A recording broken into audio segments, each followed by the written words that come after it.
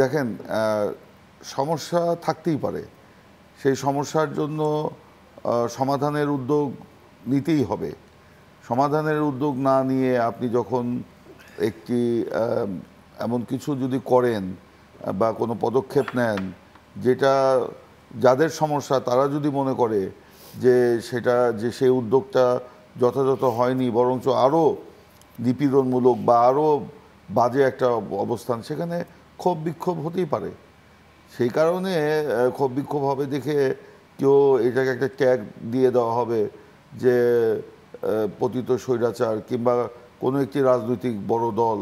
তো এগুলো বলে আসলে যারা এই কথাগুলো বলছে তারাই দেশে একটা অস্থিতিশীল পরিস্থিতি সৃষ্টি করে বিশৃঙ্খলা এবং সংঘাত, অন্তর্ঘাতমূলক পরিস্থিতি সৃষ্টি করে তারা এখানে ঘোলাপানিতে মাছ শিকার করতে চায়।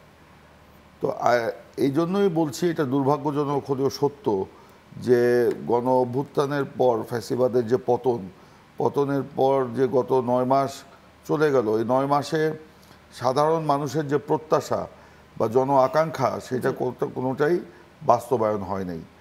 এবং সবাই একটা মানে যারা সরকারে গেছেন বা সরকারের সহযোগী সবাই যেন মনে হচ্ছে একটা হানিমুন পিরিয়ড পার করছেন, কিন্তু হানিমুন পিরিয়ড কিন্তু অনেক আগেই চলে গেছে।